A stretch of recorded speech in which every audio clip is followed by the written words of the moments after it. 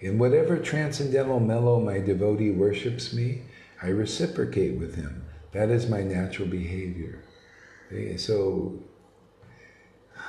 the Lord says, if you just, oh Krishna, you're so wonderful. Okay? So the Lord reciprocates with you and says, gives you respect back. You're respecting me, I respect you. This is natural behavior. See, but if you worship in the mellows of Vrindavan, see, then it's the Lord reciprocates back. See, in other words, when you make the Lord happy by the Vrindavan pastimes and Caitanya lila like this, see, you make the Lord happy, he reciprocates back with you by giving you the same happiness that he has. See, his happiness and the happiness of devotees is the same. That's how you know the qualities of Krishna. He's full of ananda and ecstasy and full of conclusive truth. See? So he fills his devotee who makes him happy with that.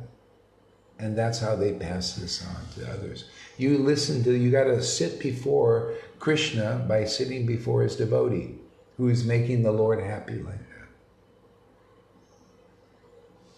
You see how that works? Very deep stuff, isn't it? See? That is my natural behavior. In whatever mellow the devotee worships me. So hey, we pick up the Vrindavan mellows this morning, man, and I'm sitting there reading these things. See, I'm worshiping him in the mellow. See? I'm delivering this to the Lord. See? He likes these pastimes in Vrindavan. It makes him very ecstatic. He cries, he laughs, he jumps around like a frog and all that. See? And so he reciprocates with the devotee by making them like that. See? Otherwise, if you're worshiping them like this, so you make the Lord a little happy, I mean, it's like, but doesn't control him or anything, and he comes back to you like that, and that's what you feel. You look like this to everybody, you know. You're showing this in the world.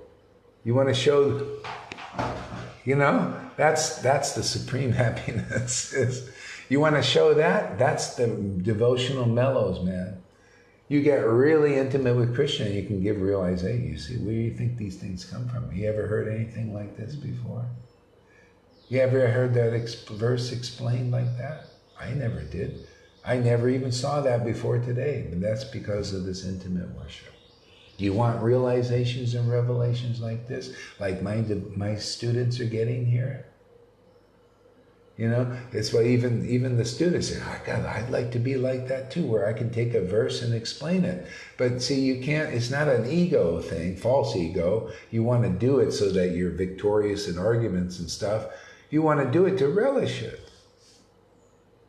Man, that's the whole basis of my preaching I just love to take these verses and just chew them before the public. And give happiness to my Lord. And then he reciprocates and makes me crazy mad after him. Yeah, that's what I like to do, is make the Lord happy in this way.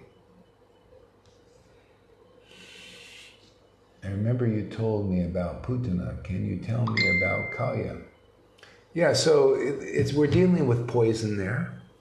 So Kalya is representing what I see is poisoned. See, the river is poisoned. So the devotees of Vrindavan, they drink from the Yamuna. The Yamuna represents the devotee. See, pure devotee. See, so that river was poisoned when Kalya went in the river. See, so that's like devotees who come to Vrindavan and they get initiated by those who claim to be like the Yamuna. Yes, listen to me, drink from me, drink from me, drink from me. See? But they're not purified. They're like Daksha types, you know, their hearts are not purified by pure bhakti. See? They jump in the river and poison it because they act as like Yamuna. You're supposed to be drinking from the pure waters of the Yamuna. That's the pure devotee. Instead, you drink from those who jump into Vrindavan, Kata, Hari Kata, and they're not purified in heart. They're still like on the Brahman level, and they're just not purified in heart. And then they act sometimes as gurus and your authorities. Most are doing that. and then they speak about things that are not as pure. Because they take Krishna and they say, well, Krishna's like this, and they don't have this ecstatic worship from the pure Harikatha, from the pure devotees. See, the pure devotee will only listen to the pure thing. He only wants to hear from the pure water. See, the Prabhupada in the book is like that. But most people are so polluted by those inexperienced Vaishnavas who act as gurus and leaders. They're still contaminated more or less. And you hear from that, and then you get more or less contaminated also. So you're caught up in Kalya, right? And so, because you're hearing that Harikatha. See? So related to that is the Putana. See, Putana demon is those persons. See? They come and they act as the pure devotees. They look really good. They follow the path of austerities maybe, and renunciation, and are sannyasis and all that. And you think, oh, let me hear from them, because look at the dress, look at all that. And you hear from them and get poison from the poison on their nipples. See, that's what's in their heart can be either pure. See, the nipple is related to the heart, right? So if the heart is not purified, they put the nipple, come on, drink here, drink the Harikatha, listen to me, you drink through your ear. Okay? But inside their heart is fierce. It's full of jealousy, envy, competition with the real devotees. So, but you drink there, she's the false devotee. It looks like the false Acharya, false guru. Anybody taking bows, I say, oh, you see, you're Putana, man. If you're taking a bow and then creating a checklist that this is guru, and then saying, well, Prabhupada will deliver you because you know you can't do it, but yet you're taking the bows and the worship and the money. Well, Krishna, Prabhupada's saying, oh, really? You're going to charge it to me? No, either they're your disciples, or you continue the mission and promote only pure devotional worship until the Acharya rises. The living devotee to deliver you. Because how many devotees have the strength to just do it by the book? See? But now, Acharyas are arising also here. You people, if you really want Krishna, you just keep coming here. You can make it to an Acharya stage, man, where you are an example of devotion. And then you can, why not? You go out and help others.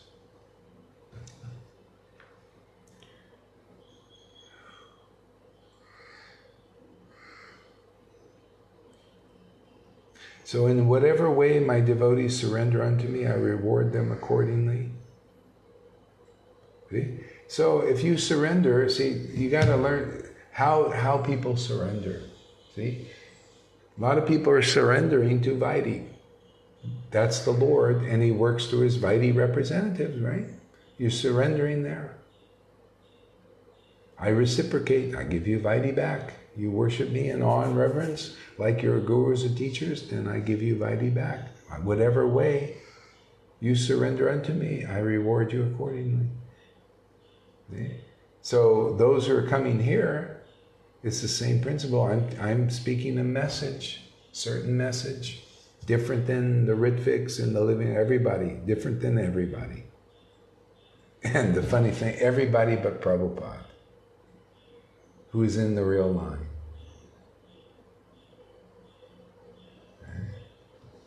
So you surrendering here, your ears to hearing like this, the Lord's going to reward you accordingly with what? What the Guru has here. Is it Vaidhi thing? Well, I'm not interested in that. No, it's this ecstatic worship. So you people coming here, you notice, if they're sincere, they're getting the ecstatic worship. The Lord, you're learning how to surrender in the right way. You got to surrender. When you're ready to be delivered to this level, which is true deliverance, you meet the bona fide living Guru, just like chapter 1 of Bhakti Lila says. And through the actions of the super soul and that living Guru, you're brought to the level of mellows by the actions of the super soul and that Guru, and the actions of the book Bhagavad, and the devotee Bhagavad, see, the spiritual master. Very quickly brought to that level. The Lord reciprocates. Oh, because if you're coming here to be learned, you can only get what I got. If that's good enough for you. See? If you get what I got, which is this ecstatic devotion, which will make you a guru automatically, spontaneously. But if you come here and the devotee's a desire tree, you come here and look, I want to do that. I think I want to create, I like, oh, that's really, yeah, I think I want to divide and go. See? So we do, you see, right there. Is it no clear? Yeah, Lalita, right there. Yeah, some others come, they keep going to her thing. Even though I'm preaching like this. Why? Because that desire's in their heart. See? So therefore you stay subject to that. And the ones who really want, and that's fine with me. I rather have that there if that's your desire, and that's what Krishna's saying, oh, go over there. Then we just have the sincere and not have to deal with hypocrisy. I don't like you. Do you want to do hypocrisy here? Oh yeah, I'm following Gaurahari, and then they're stabbing you in the back. Huh.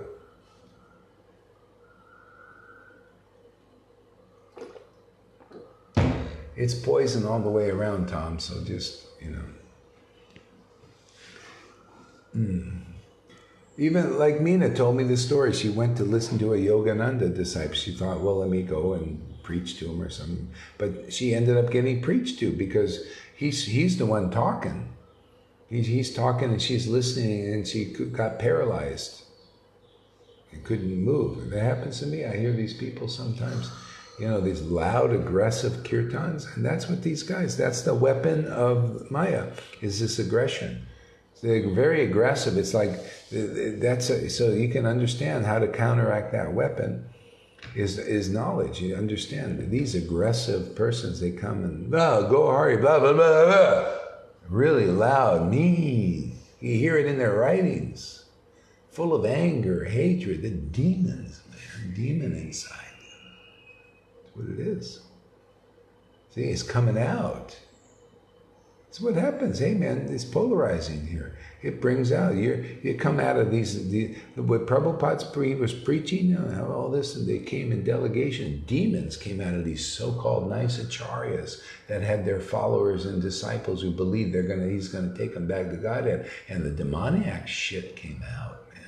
God, brothers, look at it, give them trouble. Prabhupada's snaky, duplicitous, and Prabhupada said, oh, look at this, don't believe them, they want to cooperate, they want to come in and take over. The snake obstacle, all that. See, that's the leaders out there, a lot of them. They're caught up in that. They're not interested in Krishna usually. They want their prestige. They want to be number one. They want followers. They want to be adored and worshipped. Oh, well, no, of course I don't want that. Yeah, of course. Jesus saw all this. Prabhupada saw all this. I see all this. You come here and get protected from all that. You go out there and listen to them.